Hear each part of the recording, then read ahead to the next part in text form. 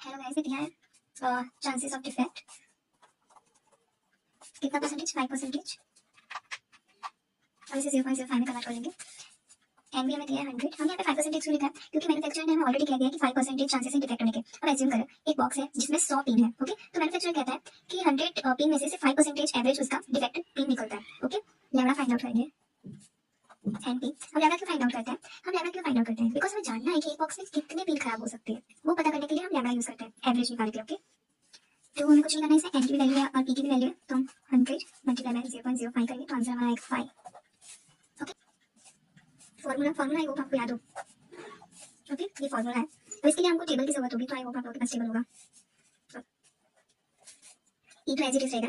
Lambda हमने find out already किया है 5, तो यहाँ पे -5 लिखेंगे एंड यहाँ पे भी 5, ओके। एंड एक्स क्या है हमारा 0, यहाँ पे हमने लिखा है x इक्वल टू 0 क्योंकि हमें प्रोबेबिलिटी 0 का फाइंड आउट करना है, ओके।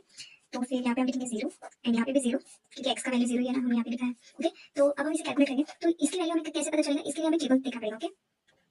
तो जैसे ये टेबल है तो हमें क्वेश्चन में दिया है कि e -5, तो हमें देखिए x के कॉलम में दिख रहा है, x के कॉलम में देखना है कि 5 कहाँ पे आ रहा है, तो हम यहाँ पे देख सकते हैं कि 5 यहाँ पे आ रहा है। इसका आंसर है 0.0067, तो यहाँ पे लिख देंगे e -x की जगह 0.0067, ओके। मल्टीप्लाई ये तो 0 होगा, ये भी 0 होगा, तो आंसर भी 0 ही आएगा, ओके। तो यहाँ पे कुछ भी नहीं लिखना है। अब हम प्रोबेबिलिटी 1 फाइंड आउट करेंगे, ओके। अब क्या चेंजेस हुआ है? यहाँ पे हमने 0 लिखा था, यहाँ पे हमने 1 लिया क्योंकि x इक्वल टू 1 है, ओके। यहाँ पे भी हमें 1 ही लिया। ये तो एज इट इज ही आएगा क्योंकि हमने टेबल से जो वैल्यू ली है वो सेम ही आएगी, ओके। अब आएगा 5 आएगा, कोई चेंजेस नहीं आएगा। आंसर क्या आएगा? 0.0335, ओके। अब हम प्रोबेबिलिटी 2 फाइंड आउट करेंगे, ओके। 2 है, ओके। तो आंसर क्या आएगा? 0.0, यहाँ पे मैं लिखती हूँ 5 मल्टीप्लाई बाय 5 कितना आएगा? 25, आंसर आएगा 0.0837, ओके।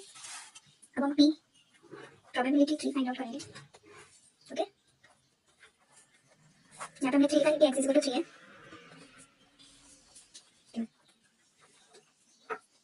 5 मल्टीप्लाई बाय 5 करेंगे तो क्या आंसर आएगा? 125, इसका टोटल आएगा 0.13958,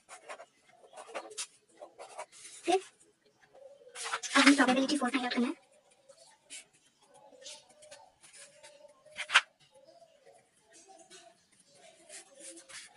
ओके। तो यहाँ पे तो हमने ऑलरेडी टेबल में से देखा, table value 5 multiply by 5 4 times करना है तो कितना आएगा? 625 24, इसका टोटल हमारा आएगा 0.174479। अब देखिए, अब यहाँ पे देखिए कि हम एंड 1 का 0.0335 एंड 0.08375 0.174479। अब ये सब का टोटल करेंगे तो हमारा आंसर आएगा 0.44, विच मीन्स टोटल आएगा। अब इसे परसेंटेज में भी लिख सकते हैं।